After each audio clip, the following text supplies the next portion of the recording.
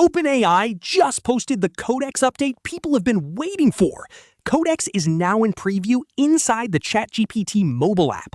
The key line is not just that it is on your phone. OpenAI says you can start new work, review outputs, steer execution, and approve next steps from mobile, while Codex keeps running on your laptop, Mac Mini, or devbox. That means the phone is not replacing the computer. The phone becomes the remote control for a real agent runtime. The old pattern was simple. You sat at the computer, opened a terminal or the Codex app, and watched the agent work.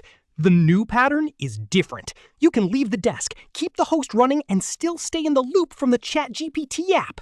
That is why Greg Brockman called it a huge step toward universal usage of agents. The useful part is continuity. A run can be doing tests on the Mac while you check progress from the phone, approve the next command, or redirect it before it wastes another 10 minutes. The X reaction shows the practical angle immediately. One visible thread connects Codex Mobile with Tailscale and remote device control. Treat that as builder interpretation, not OpenAI's official setup requirement. But it captures the point perfectly. People do not just want a tiny coding UI on a phone. They want to check agents while walking, triage a broken run between meetings, point Codex at another machine, and keep serious work moving without carrying the laptop everywhere. The day-to-day use case is not sitting on your phone for an hour. It is the in-between moments. You ask Codex to investigate a bug before leaving your desk. 10 minutes later, your phone shows the agent found the failing test and needs permission to run a fix. You approve it. Later, it has a diff and a screenshot. You skim it from mobile, tell it to tighten the UI, and let the host keep working. That is a totally different rhythm from normal chat. Codex becomes a worker you check in on, not a window you babysit. The setup is basically a host and controller model. On the host side, you need a Codex app environment that is signed in, online, and connected to the project you want it to work on.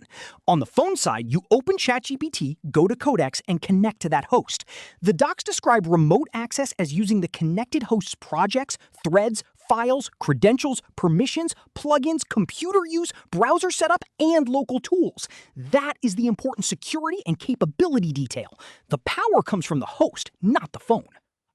The more interesting setup is SSH. The docs explicitly cover connecting to an SSH host, which means your real project can live on a devbox, a Mac Mini, a server, or a machine you keep online. That changes Codex from a local assistant into a fleet-style worker. You can have one machine for design automation, another for back-end repos, another for heavy local tools, and still steer the work from mobile. The security rule is simple. Do this with trusted SSH keys and sane network exposure. Convenience is not worth a public unauthenticated agent port. The part I would not skip is the approval model. Mobile access makes the agent easier to reach, but the agent is still touching a real machine.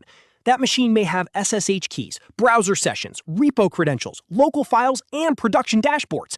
So the right mental model is not make everything automatic. It is make the routine loop fast while keeping risky actions gated. Use trusted hosts, keep the machine awake intentionally, expose only what you understand, and preserve approval prompts for commands that can change real systems.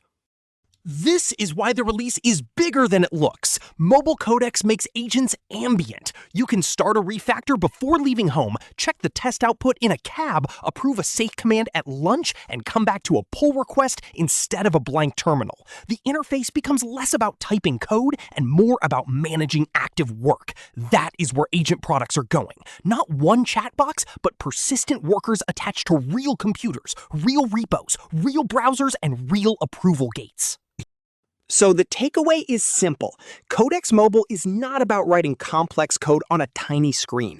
It is about controlling agents that are already running somewhere better. The phone becomes the command surface, the Mac or devbox becomes the execution surface, and Codex becomes the worker that can keep going while you move through the day. If OpenAI keeps pushing this direction, the next big interface for AI work may not be the IDE. It may be the notification that says your agent is ready for the next decision.